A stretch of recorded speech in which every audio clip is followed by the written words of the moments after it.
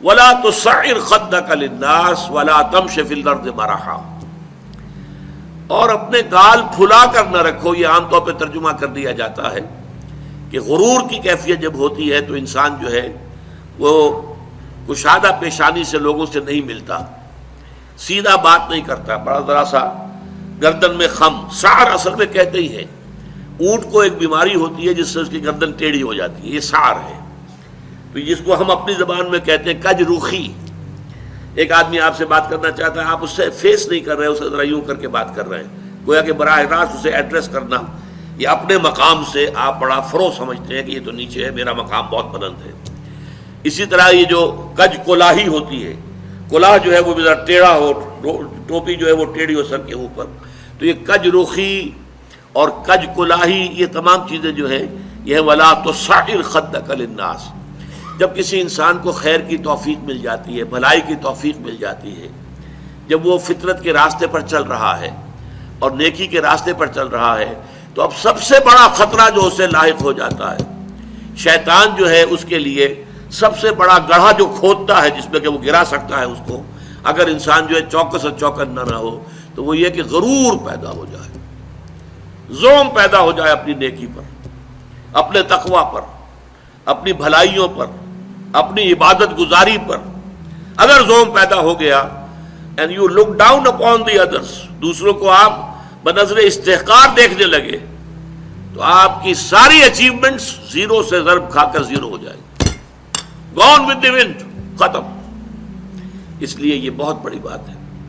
حدیث میں آیا ہے لن يدخل الجنہ من کان فی قلبہ مثقال ذرۃ من کبر. وہ مثقال ذرہ پھر آ گیا، یا جنت میں ہرگز داخل نہیں ہو سکے گا وہ شخص جس کے دل میں ذرے کے ہم وزن بھی تکبر ہوگا. اور حدیث قدسی ہے الکبر ردائی، تکبر تو میری چادر ہے، مجھ پر راست آتی ہے. المتکبر اللہ کے ناموں میں سے ہے. هو اللہ الذی لا الہ الا هو الملک القدوس السلام المومن المہیمن العزیز الجبار المتکبر. وہ المتکبر ہے، المتعال ہے، بہت بلند ہونے والا اور بہت تکبر کرنے والا. لیکن بندے کے لیے نہیں. بندے کے دل میں اگر تکبر آ گیا تو اس کی ساری نیکی، سارا تقوی زائل ہو جائے گا. ولا تصعر خدک للناس، تواضع ہونی چاہیے. شیخ سعدی نے بڑی خوبصورت اس کے لیے مثال دی ہے. درخت ہے، آم کا درخت ہے، امرود کا درخت ہے، انار کا ہے، سنترے کا ہے. جب اس پر پھل آتا ہے تو شاخیں جھک جاتی ہیں. اسی طرح انسان کو اگر اللہ تعالیٰ خیر عطا کر دے، اچھے ثمرات اس کی سیرت میں، اس کے کردار میں، اس کی شخصیت میں، علم کے اعتبار سے، کردار کے اعتبار سے بھلائیاں آ جائیں، پھل آ گیا ہے، تو اب اس کو جھک جانا چاہیے، تواضع ہونا چاہیے.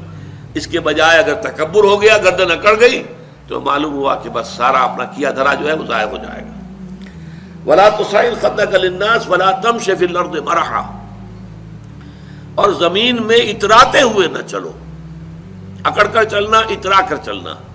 مرح جو ہے وہ فرح سے آگے ہے. فرح کہتے ہیں خوشی سے آپے میں نہ سمانا. وہ تو خوشی سے آپے سے باہر ہو گیا، یا وہ نہیں سما رہا تھا، وہ کوئی اور لفظ میرے ذہن میں نہیں آ رہا اس وقت. تو یہ جو اس فرح سے آگے مرح ہے، اس میں یہ ہے کہ انسان اترا کر اپنی بڑائی، اپنی خوبی کا اظہار بھی کرتا ہے. ولا تمش فی الارض مرحا. اب آپ دیکھیں گے کہ یہ مضامین جو ہے قرآن مجید میں ان کی اہمیت کا اندازہ اس سے ہوگا. سورہ بنی اسرائیل کے 4 رکوع میں بھی آئے ہیں، ولا تمش فی الارض مرحا، زمین میں اکڑ کر مت چلو، یہ وہاں بھی آیا ہے. اسی طریقے سے اور دوسرے مقامات پر سورہ الفرقان کے آخری رکوع میں بھی آیا ہے، وعباد الرحمن الذین یمشون علی الارض ہونا. اللہ کے نیک بندے تو وہ ہیں جو زمین پر چلتے ہیں تو آہستگی کے ساتھ چلتے ہیں. وہ زور سے قدم مار کر نہیں چلتے، گردن اکھاڑ کر نہیں چلتے، گردن اکڑا کر نہیں چلتے. اور گردن بھی اکڑی ہوئی ہو اور سر کے اوپر ایک جو ہے صافہ، اس کا ترا بھی جو ہے وہ بڑا اونچا کر لیا گیا، تو اس سے کیا ہوتا ہے؟ انک لن تخرق الارض ولن تبلغ الجبال طولا.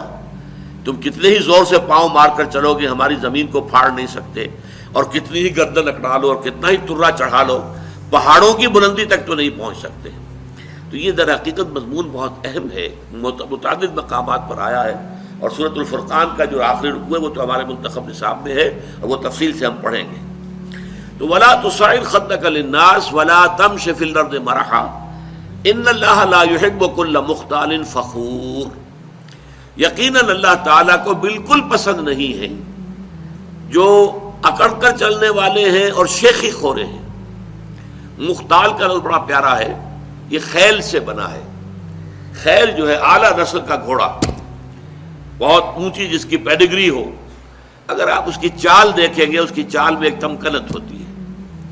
جب انسان اپنی چال میں یہی تمکنت اختیار کرتا ہے تو یہ اختیال ہے، گویا کہ خیل کا سا انداز اختیار کرنا اپنے چلنے میں، خیل سے باب افتعال بنا اختیال. تو اللہ تعالیٰ کو بالکل پسند نہیں ہے. کل مختال فخور، فخر کرنے والے، اپنی نیکیوں پر اپنی دولت پر بھی فخر ہوتا ہے، لیکن اپنی نیکی پر بھی ہوتا ہے، اپنے علم پر بھی ہوتا ہے، اللہ بچائے، اپنی عبادت پر بھی ہوتا ہے. اللہ تعالیٰ اس سے اپنے حفظ و امان میں رکھے. ان اللہ لا يحب كل مختال فخور.